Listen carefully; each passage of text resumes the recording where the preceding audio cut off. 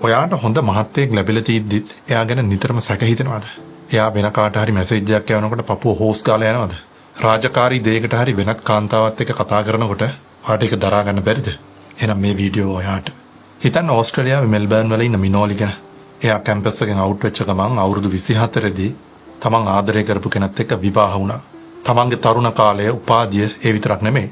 තමන් හම්බ කරපු හැම සතේම වියදම් කළා. එයාගේ මහත්තයත් එක්ක ලස්සන ගයක් හැදුවා. හැඟීම් බරව විතරක් නෙමෙයි. මුළු ආර්ථික සුරක්ෂිතතාවයම එයා යාගේ පවුල වෙනුවෙන් කැප කරා. තමන්ගේ මහත්තයත් එක්ක ළමයිකුත් හැදුවා. හැබැයි අවුරුදු 10කට පස්සේ මිනෝලිට දැනගන්න ලැබෙනවා තමන් පණ වගේ ආදරය කරපු තමන්ගේ මහත්තයා වෙනත් කාන්තාවකුත් එක්ක සම්බන්ධතාවයක් පටන් ගෙන. ඒක කොච්චර දුරදිගට ගියාද කියතොත් ලිංගික සම්බන්ධතාවයක් දක්වා ඒක දුරදිගට ගිහිල්ලා. මේ දරුණු පාවා දීම දැනගත්ත දවසේම මිනෝලිගේ මුළු ජීවිතේම කඩාගෙන වැටුණා. තමන්ගේ අනාගතය වෙනුවෙන් හදපු ඒ ලස්සන ගීත් අත්හැරලා තමන්ගේ දරුවත් එක්ක මිනෝලිට එළියට යන්න සිදු වුණා. වාසනාවකට ඇයට රස්සාවක් තිබුණා. ඒක නිසා ඇයට කුලී ගෙවල් වල ජීවත් වෙන්න පුළුවන් වුණා. මහමගට වැටෙන්නේ නැතුව කන්න අඳින්න හැකි වුණා. එයාගේ අවුරුදු ගානක ඉතුරු මහා මහන්සිය සම්පූර්ණයෙන් වතුරට ගහගෙන ගියා. මම මගේ තරුණ කාලය, මගේ උපාධිය, මගේ ජීවිත කාලෙම ඉතුරුම් කරපු ඒ ඉතුරුම් සියල්ලක්ම ඒ ගෙදර වෙනුවෙන් මම පූජා කරේ. මොකද මට එයත් එක්ක සන්තෝෂෙන් ඉන්න ඕන නිසා. හැබැයි අන්තිමට එයා කරේ ඒ හැම දෙයක්ම වෙන ගෑණියක් වෙනුවෙන් පාවලා දීපු එක. මිනෝලිට මේ වේදනාව දරා ගන්න බෑ. මිනෝලි මේ කතාව අඬ තමන්ගේ හිතවතියකට කිව්වා. තමන්ගේ හිත හදන්න හිටියේ තමන් ළඟින් මැසුරු කරපු යාළුවන් කීප දෙනෙක් විතරයි. විශේෂයෙන්ම මේ වගේ දෙයක් ලංකාවෙන් පිටත ජීවත් වෙන කාන්තාවකට වුණාම ඒකේ වේදනාව දරා ගන්න බෑ.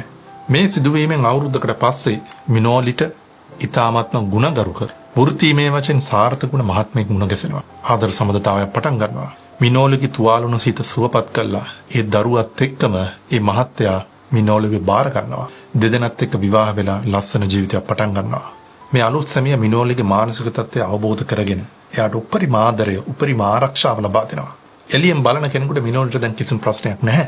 හැබැයි ඇත්තටම මිනෝලිගේ හිත ඇතුලේ අර කලින් තිබුණු සැකය, සංකාව, භීතිය තාමත්ම ඒ විදිහටම තියෙනවා. මේ අලුත් ආදරණීය පරිසරය ඇතුලේ මිනෝලි හැසිරෙන්නේ පුදුමාකාර වෙනස් විදිහකට. එයා තමන්ගේ සැමියා සුළු දෙයකට පවා අවිශ්වාස කරන්න පටන් ගත්තා. තමන්ගේ මහත්තයා වෘත්තීය කටයුත්තකට සඳහා වුණත් වෙනත් කාන්තාවත් එක්ක කතා කරනවට මිනෝලි කොහෙත්ම කැමතුනේ නැහැ. මහත්තයා කිසිම නරක චේතනාවක් නැතුව මිනෝලිට යම් දෙයක් කිව්වත් මිනෝලි ඒක පිළිගත්තේ වැරදි විදියට.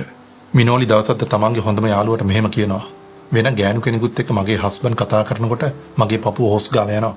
මට හිතෙනවා මං ආපහු රැවටෙයිද කියලා. මිනෝලිගේ ලොකුම බය තමන්ගේ යෙහෙළියට ඒ විදිහට ඉදිරිපත් කරා. මිනෝලි හැමතිස්සෙම හිතුවේ තමන් කලින් විවාහයෙන් සියලුම දේවල් නැති කරගෙන මේ අලුත් මහත්තයා ගාවට ආපු නිසා එයා තමන්ව පහත් කරලා සලකයි කියලා. ඒක නිසා එයා කියන හැම දෙයක්ම දැක්කේ වැරදි විදියකට. ලාංකික සමාජයේදී කාන්තාවක් විවාහ වෙනකොට දෑවැද්දෙත් එක්ක පැමිණිය යුතුයි කියන පීඩනය මිනෝලිගේ හිතෙන් හොඳින් කාවැදලා තිබුණා. මේ සංස්කෘතික පීඩනය මිනෝලිට තදින්ම බලපෑවා.